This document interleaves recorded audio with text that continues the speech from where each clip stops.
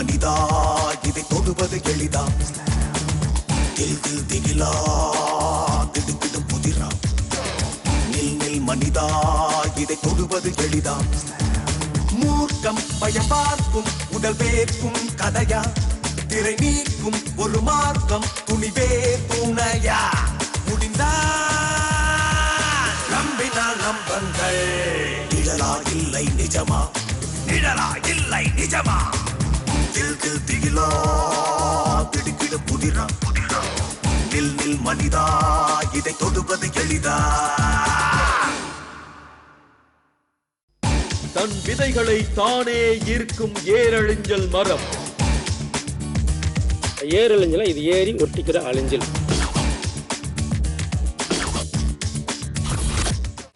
பிரபஞ்சத்தில் உருவாகும் அனைத்து நோய்களுக்கும் மூலிகைகள் மூலம் குணம் காணலாம் என்பது சித்தர்களின் கோட்பாடு. அதற்கான வழிமுறைகள் பலவற்றையும் அவர்களே கண்டறிந்தும் சொல்லி இருக்கிறார்கள். அரை நூற்றாண்டுக்கு முன்னர் கூட சித்த மருத்துவம்தான் இந்தியாவில் பிரதான மருத்துவமாக இருந்திருக்கிறது. நேற்றைய தினம் நம்பினால் நம்மங்களில் பார்த்த ஜோதி மரம் ஓர் அதிசய மரம். இன்று நாம் பார்க்க இருக்கப் போவதும் ஒரு அபூர்வ வகை மரம்தான். ஆனால் அதற்கு மற்றொரு அரிய சிறப்பும் இருக்கிறது. மாய மந்திரங்களை பில்லி சூனியங்களையும் அழிக்கும் சக்திதான் அது. அந்த அரிய வகை மூலிகை மரத்தை பற்றிய உண்மைகளை அறிய திண்டுக்கல் மாவட்டத்திற்கு பயணித்துக் கொண்டிருக்கிறோம் நாங்கள்.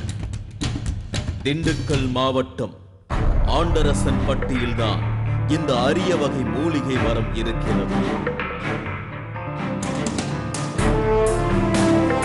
நாங்கள் தேடி வந்த அந்த மூலிகை மரத்தை பற்றி ஊரில் சிலரிடம் விசாரித்து பார்த்தோம்.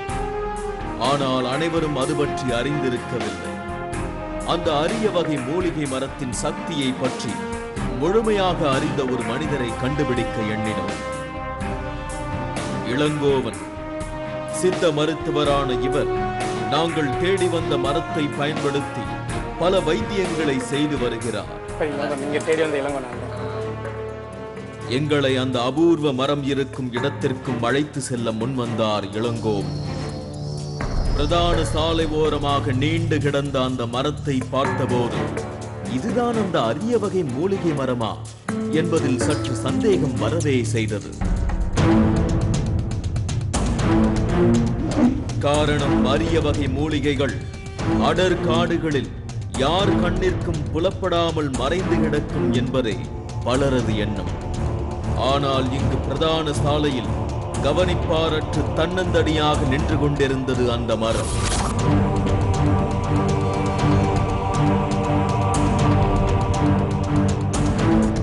இந்த அபூர்வ மரத்தின் பெயர் ஏரழிஞ்சல்.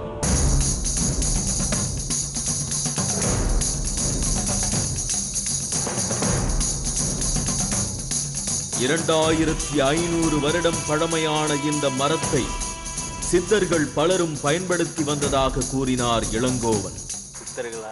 வழிபாடு நடத்த பழக்கப்படுத்தி அவங்க பயன்படுத்திய ஏரழிஞ்சல் மரம் இதுதான். இதில் உள்ள பழம் பார்த்தீங்கன்னா நல்ல திராட்சை பழம் மாதிரி, திராட்சை பழம் கலர்லேயே இருக்கும், பியூர் அது மாதிரி இருக்கும். ரெண்டு பக்கத்தில் வச்சோன்னா டக்குன்னு சொன்ன அடையாளம் தெரியாது. திராட்சை பழம் கலர்லேயே இருக்கும், கொத்து கொத்தா பூக்கும். ஒவ்வொரு பார்த்தீங்கன்னா அடர்த்தியாக பழுக்கும். ஒரு முறை நீங்கள் பழுக்கிறத பார்த்து காய் காய்க்கிற பார்த்தீங்கன்னா பூ விட்ட வரைக்கும் பார்த்தா ஒரு இலை கூட அந்த மரத்தில் இருக்காது. எல்லா இலையும் கொட்டிடும். இந்த கீழே சரியாக கிடக்குது பாருங்களேன், கீழே சரி எல்லாம் மேலேந்து இலை கொட்டிடும், அப்படியே கொட்டிடும். தினமும் ஆயிரக்கணக்கானோர் பயணிக்கும் இந்த சாலையில் இப்படி ஒரு அதிசய மூலிகை மரம் இருப்பது யாருக்குமே தெரிந்திருக்கவில்லை, இளங்கோவனை தவிர. மருத்துவ குணம் வாய்ந்த, மந்திர சக்தி வாய்ந்த, மக்களுக்கு ரொம்ப உற்ற துணையாக இருக்கிற மாதிரி சொல்ல போனீங்கன்னா இப்போ எங்கள் மலையில் பக்கத்தில் இருக்கிறது ஏரழிஞ்சலை குறிப்பிட்டு சொல்லலாம். இங்கு தழைத்து நிற்கும் இலைகளும் பிளவுபட்ட மரப்பட்டைகளும் ஆழப் பதிந்த வேர்களும் பில்லி சூன்யம் ஏவல்களை அண்டவிடாது என்று சொல்கிறார் இளங்கோவன். அது மட்டுமல்லாது இந்த மரத்தில் இன்னொரு மாபெரும் ஆச்சரியமும் இருக்கிறது. பொதுவாக மரங்களிலிருந்து உருவாகும் விதைகள் மற்றொரு மரம் உருவாவதற்கு உதவி செய்யும். ஆனால் ஏரழிஞ்சல் மரத்திலிருந்து விழும் விதைகள் பழைய மரத்திற்கு புத்துயிர் தருகின்றன. அழிஞ்சல் மரங்கிறது ஆயிரக்கணக்கான லட்சக்கணக்கான மரங்கள் இருக்கு, மரமே இருக்கு. அதுலேயும் ஏரழிஞ்சல்ங்கிறது கோடியில் ஒரு மரம் மட்டும்தான் இருக்கு. மற்றெல்லாம் விதை விழுகும், கீழே விழுந்து முளைக்கும். அது மட்டும் இறுதி சர்க்கிள் முளைச்சிடும். ஆனால் இதோட விதைகள் என்ன பண்ணுன்னு கேட்டிங்கன்னா, கீழே விழுந்துட்டு இதுலேருந்து ஒரு ஒரு உயிர் சக்தி வெளிவரும். அதான் பெரிய இதில் உள்ள பெரிய மிராக்கள், பெரிய அதிசயம் என்ன கேட்டிங்கன்னா, இந்த உயிர் சக்தி உள்ள செடி வந்து இந்த விதையானது கீழே உருண்டுட்டு போய் தன்னோட தாய் செடி மரம் எங்கே இருக்கோ அதை நோக்கி இதை ட்ராவல் பண்ணும். இது உருண்டுட்டே போயிட்டு திரும்ப அது என்ன பண்ணும், அது மரத்தின் அடிப்பகுதியில் போய் தொடர்ந்து இப்படி ஒட்டிக்கும். இந்த ஒட்டின உடனே என்ன பண்ணும், அதுக்கு உள்ளே இருந்து இங்கே தான் முக்கியமான மேட்ரு. இது எப்படி உருண்டுட்டு போகுது, அங்கே ஒட்டின உடனே அது உள்ளேருந்து ஒரு பூச்சியா, அது உள்ள ஒரு உயிர் சக்தியா உள்ள திரும்ப அந்த மரத்துக்கு உள்ளே போயிடும். ஏரழிஞ்சல் மரத்திலிருந்து விழும் பழங்கள் காய்ந்து போன பின்னர் அதில் இருக்கும் விதைகள் தானாக நகர்ந்து வந்து மரத்தோடு ஒட்டிக்கொள்ளும்.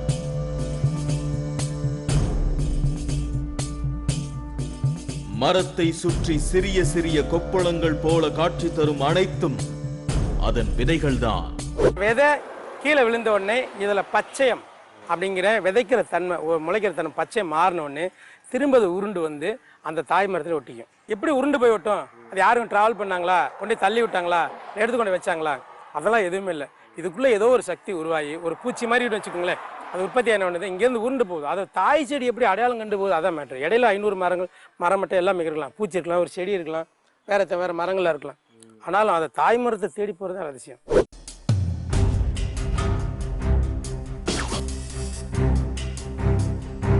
விதைகளை தன்னகத்தே ஈர்த்துக் கொள்வதால் இதன் இனப்பெருக்கம் மிக குறைவாகவே இருக்கிறது. அதனால் இது அரிய வகை மூலிகை மரமாக இன்றும் இருக்கிறது.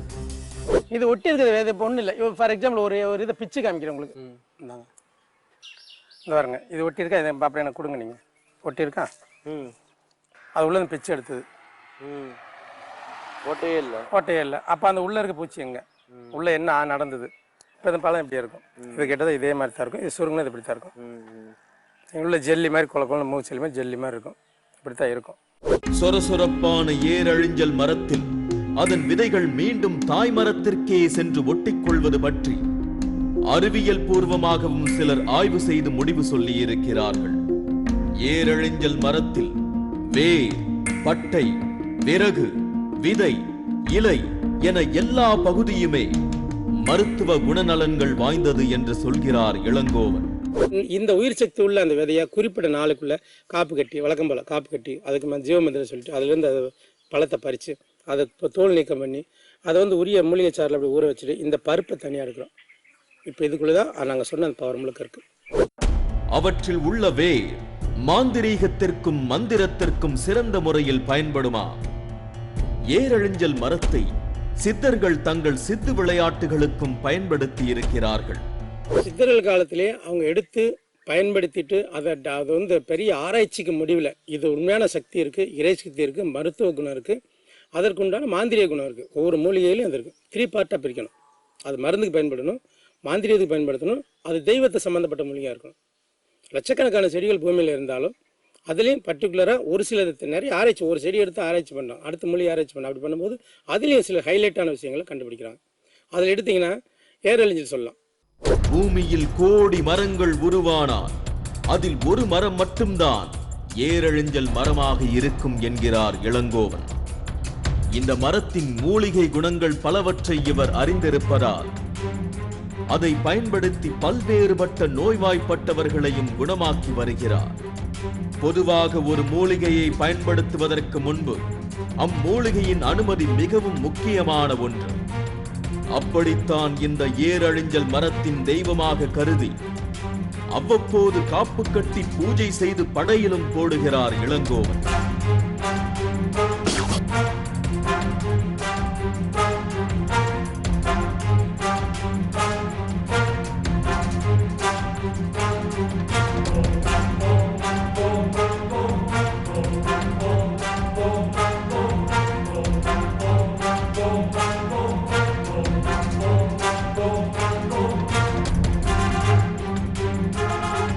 ஏரழிஞ்சல் மரத்திலிருந்து விழும் திராட்சை போன்ற பழங்களிலிருந்து வெளிவரும் விதைகளை அவைகள் மரத்தோடு ஒட்டிக்கொள்வதற்கு முன்னர் எடுத்து வசியம் செய்வதற்கு பயன்படுத்தலாம் என்கிறார் இளங்கோவன்.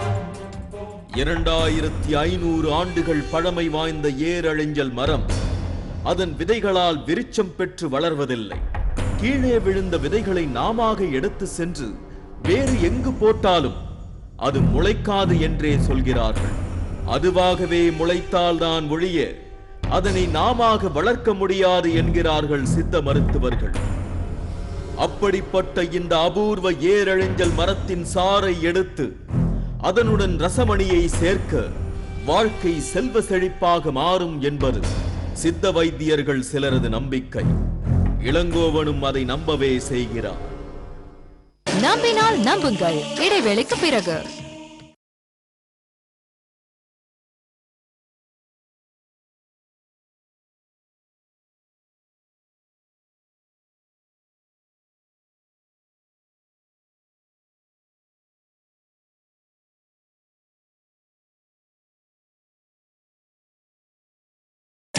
நம்பினால் நம்புங்கள் தொடர்கிறது. புதர்களில் மண்டி கிடக்கும் புல் பூண்டுகள் கூட நோய்களை குணமாக்கும் சக்தி படைத்ததாக இருக்கிறது. அப்படிப்பட்ட மூலிகை வகைகளில் ஏரழிஞ்சல் மரத்திற்கும் முக்கிய இடம் உண்டு.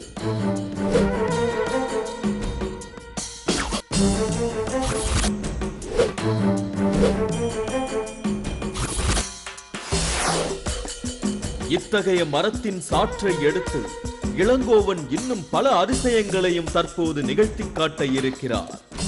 யாருக்கும் தெரியாத, அப்படியே தெரிந்தாலும் வெளியில் சொல்ல முன்வராத சில செயல்முறைகளை எங்களுக்கு செய்து காட்ட முன்வந்தார் இளங்கோவன். உருகி உடைந்து ஒட்டாமல் செல்லும் பாதரசத்துடன் ஏரழிஞ்சல் மரத்தின் சாற்றையும் கலந்தார் நடக்கப் போகும் ஆச்சரியங்கள் மிக பெரியது என்கிறார் இளங்கோவன். எந்த ரூபத்திலையும் தொழில் எதிரி ஏவல் பில்லி சூன்யம்ங்கிறான். இது எல்லாமே இன்னைக்கு சாதாரண 100 ரூபா 50 ரூபாய் கூட செஞ்சு விட்டுறான். போய் இங்கே செஞ்சு விட்டு அவனுக்கு எடுத்துருங்கிறான். போராடி ஒரு வாழ்க்கையை நிலைநிறுத்துறான். போராடி ஒரு ஸ்டேஜுக்கு வரான், ஒரு கம்பெனிக்கு வரான், ஒரு தொழில் ஸ்தாபனத்தை உருவாக்குறான். அங்கே கீழே ஒரு 50,000 பேர் 10,000 பேர் வேலை பார்க்குறான். 100 பேர் வேலை பார்க்குறாங்க. அடுத்து வளரணும்னு ஆசைப்பட்டு ஒரு 50 பேர் வச்சு வேலை செய்யறான். இவங்களுக்கு பெரிய நிறுவனம். அதை வச்சு பார்க்குறவங்களுக்கும் 1000 போட்டி இருக்குது. அப்போ அந்த போட்டிகளுக்குள்ளே ஜெயிச்சு வரணும். தனக்கு மீறி நம்ம வேலை மட்டும் செய்கிறோம், இல்லை தன்னை மீறி ஒரு செயல் நடந்துருச்சுங்கிற செயலுக்கு வராமல் இது ஒரு கூட வரணும். அப்போ பில்லி சூனி ஏவல் செய்யாமல் இருக்கணும், எதிரி நமக்கு அதிகம் பண்ணக்கூடாமல் இருக்கணும். அப்படின்னா இந்த பாதரசமணி தலையாக நிற்கும். ஏற்கனவே இதற்கு முந்தைய நம்பினால் நம்புங்கள் நிகழ்ச்சியில் ரசமணியை மூலிகையை வைத்து கட்டும் முறையையும் நமக்கு விவரித்து வரும் இளங்கோவனே. பாதரசம் குளிர்ந்த நீரில் வைக்கப்பட்டிருக்கிறது. ஒரு மண்ணாலான சிறு பாத்திரத்தை அடுப்பில் வைத்தார் இளங்கோவன். பின்னர் நீரில் உள்ள பாதரச மணியை அதில் கொட்டி அதனுடன் ஏரழிஞ்சல் சாற்றையும் சேர்த்து சூடேற்றுகிறார்.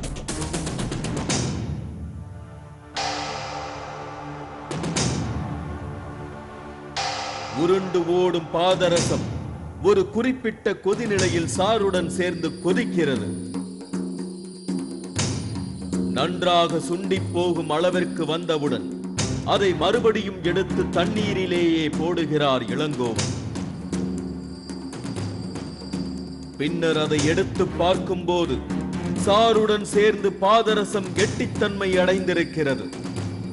இந்த பாதரசம் இருந்தால் போதுமா ஒருவர் நினைக்கும் அனைத்து காரியங்களை தன் வசப்படுத்திவிட முடியும் என்கிறார் இளங்கோவன். மரத்தை கையில் தொட்டுட்டீங்க சரிங்களா? இப்போ இந்த அதன் கூட இந்த பாதரசத்தை நீங்கள் கையில் தொட்டு கையால் அளவுக்கு அது கூட நீங்கள் வந்துட்டீங்க. இதனுடைய வினை மாற்றம் நல்ல சிந்தனையில் வச்சு பாருங்க. இந்த குறிப்பிட்ட நாள்களுக்குள்ள உங்களுக்கு என்னென்ன நடக்குதுன்னு பாருங்க. உங்களுக்கு நான் ஒரு நிகழ்ச்சி எடுக்கிறவங்களுக்கான சேலஞ்சு. இதே முறையை பின்பற்றிதான் தன்னிடம் குறையோடு வருபவர்களுக்கு தாயத்துகளும் ரசமணிகளையும் கொடுத்து விடுகிறார் இளங்கோவன். படக்க போற வேர் எடுத்து அதை குறிப்பிட்ட 4 வரைக்கும் ஜெபிச்சு அதுக்கு உயிர் கொடுத்து அதை ஒரு தாயத்தில் போட்டுட்டு அவங்க உடம்புல வச்சுக்கலாம். அவங்க தனக்குள்ள ஒரு பவர் வரும், ஒரு பாதுகாப்பு வளையத்தை கொடுப்பாங்க. அப்படி பண்ணுது அப்படிங்கும்போது அவங்க வாழ்க்கையை ஒன்றும் தேவையில்லை. என்னோட உடம்பை என்னோட செக்யூரிட்டி இன்னொருத்தர் கொடுத்துட்டு போயிடும். அப்போ உள்ளுக்குள்ள ஃப்ரீயாக வேலை பார்க்குறோம் இல்லைங்களா?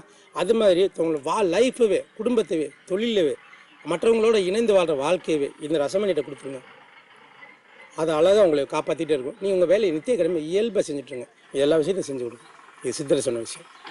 ரசமணி கட்ட பயன்படும் பாதரசம் பற்றி போகர் முதலிய சித்தர்கள் புகழ் மாலை சூட்டியிருக்கிறார்கள். அப்படிப்பட்ட மாலைகள் நம் கைகளில் இருந்தால் நம்மால் இயலாத காரியம் இல்லை என்று அவர்களும் சொல்லியிருக்கிறார்கள். புராணங்களில் கூட ககனமணியை எடுத்துக்கொண்டுதான் ஓரிடத்திலிருந்து மற்றொரு இடத்திற்கு எளிதாய் சென்று வந்திருக்கிறார்கள். சித்தர்களும் கண்டம் விட்டு கண்டம் செல்வதற்கும் இந்த பாதரச மணிகளை தான் துணைக்கு எடுத்துக்கொண்டு சென்றதாக சொல்கிறார் இளங்கோவன். ஏரழிஞ்சல் சாரில் ஊறிய ரசமணியை கையில் எடுத்தாலே பல்வேறு மாற்றங்களை உடனடியாக உணர முடியும் என்பது இளங்கோவனின் நம்பிக்கை. மனதை ஒருநிலைப்படுத்துவதற்கும் மாணவர்களின் கவனம் சிதறாமல் இருப்பதற்கும் இந்த பாதரச மணி பக்குவமாய் பயன்படும் என்கிறார்கள். இதற்கு உதாரணமாக பொறியியல் படிக்கும் இளங்கோவனின் மகன் அனைத்து துறைகளிலும் சிறப்பாக சாதித்து வருவதாக சொல்கிறார். இதற்கெல்லாம் இவர் காரணமாய் முன்வைப்பது தனது தந்தை தனக்கு கொடுத்த ரசமணியை தான். ரசமணி போட்டதுலேருந்து எனக்குள்ள ஒரு கான்ஃபிடென்ட் பவர் தானாக உருவாக ஆரம்பிச்சிச்சு. எப்படின்னா படிக்கிறப்ப எனக்குள்ள தானாக ஒரு பிரிஸ்க், நல்லா படிக்கிறது மெமரி ஆகும். மெமரியானது எக்ஸாம் ஹாலுக்கு போனால் நல்லா டக்குன்னு பரீட்சை எழுதுறதுக்கு ரொம்ப யூஸ்ஃபுல்லாக இருந்துச்சு. இந்த மூலிகை சாரில் தோய்த்தெடுக்கப்பட்ட பாதரச மணியை கட்டிக்கொள்வதற்கும் ஒரு சில விதிமுறைகள் இருக்கின்றன. சிறுவர்களை தவிர மற்றவர்கள் இதனை இடுப்பில் கட்டிக்கொள்ளக் கூடாது என்கிறார் இளங்கோவன். சித்தர்களோடு தொடர்புடைய ஏரழிஞ்சல் மரம் பல்வேறு பிரச்சனைகளை தீர்த்து வைக்கிறது என்று பொதுமக்களில் சிலரும் சொல்கிறார்கள். நாடி நரம்புகளை கிளர்ந்தெழ செய்யும் ஒரு பொக்கிஷமாக இதனை பார்க்கிறார்கள் அவர்கள். நம்பினால் நம்புங்கள். இடைவேளைக்கு பிறகு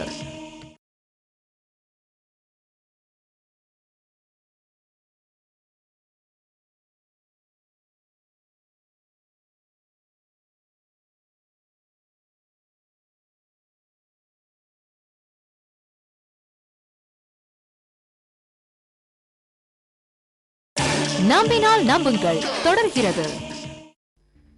இளங்கோவனை தேடி தினந்தோறும் பல்வேறு கஷ்டங்களுடன் பலர் வருகிறார்கள். அவர் கொடுக்கும் ரசமணியை வாங்கி சென்றார் எல்லா சௌகரியங்களும் கிட்டும் என்பது இவர்களின் நம்பிக்கை. அவரவர் விருப்பம் போல ரசமணியை தாயத்தாகவோ அல்லது மணிகளாகவோ அணிகிறார்கள். பாதரசம் குளிர்ச்சி தன்மையுடன் இருப்பதால் உடல் சூட்டையும் தணிப்பதாக சொல்கிறார்கள். இயற்கை எழிலுக்கு பஞ்சமில்லாத மலைகளில் மதிமயக்கும் மூலிகைகள் முதல் மரணத்திற்கு கொண்டு செல்லும் மூலிகைகள் வரை இருக்கின்றன. சித்தர்கள் பார்த்து பார்த்து ஒவ்வொரு அரிய வகை மூலிகைகளையும் இனம் கண்டு நோய்களை தீர்த்து வைக்கின்றனர். அதுபோன்ற ஒரு மூலிகை மரம்தான் இந்த ஏரழிஞ்சல் மரம். எல்லா இடங்களிலும் இந்த மரம் இல்லாத போதும் ஆங்காங்கே யாருக்கும் தெரியாத இனமாய் வாழ்ந்து கொண்டுதான் இருக்கின்றன. இந்த மரப்பட்டைகளில் ஒட்டியுள்ள விதைகளை வைத்தே இந்த இனத்தை எளிதாக கண்டுபிடி